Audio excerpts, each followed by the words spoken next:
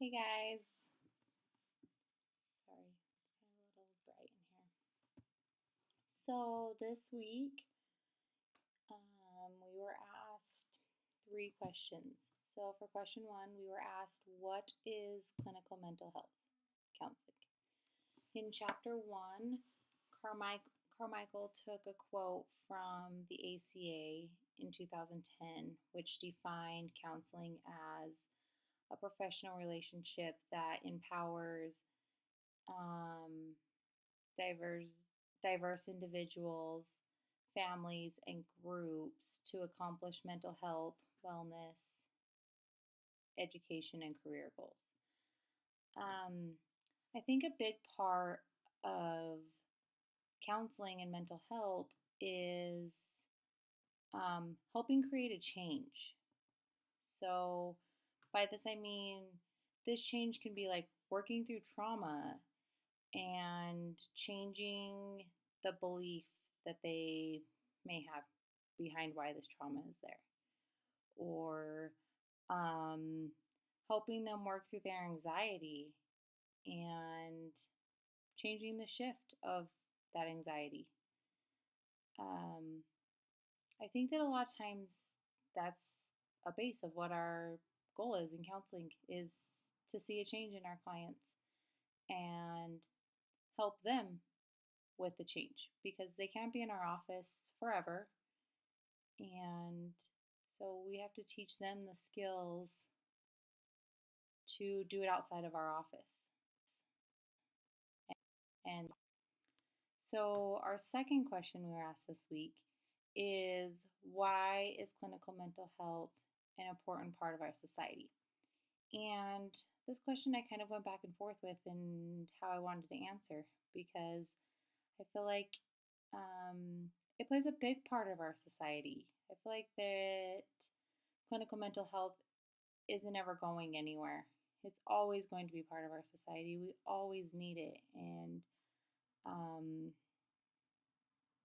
so once I like sat down and decided how I was going to answer it, I think the reason it plays such a big part of our society is because it's always there for people. We live in a world that trauma and depression and anxiety, natural disasters, those things aren't going anywhere. If anything, they seem to be getting worse.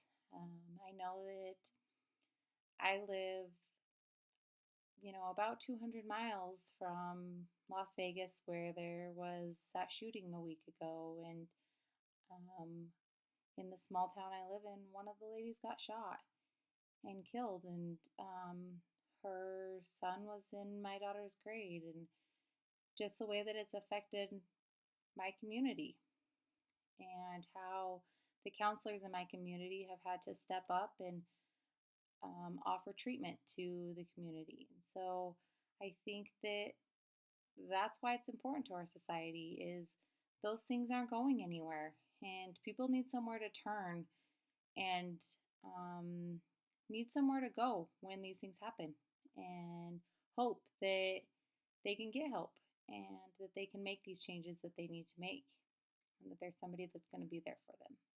And some people, that might be the only place that they have to turn and the only person that they have to talk to or that's going to be able to help them.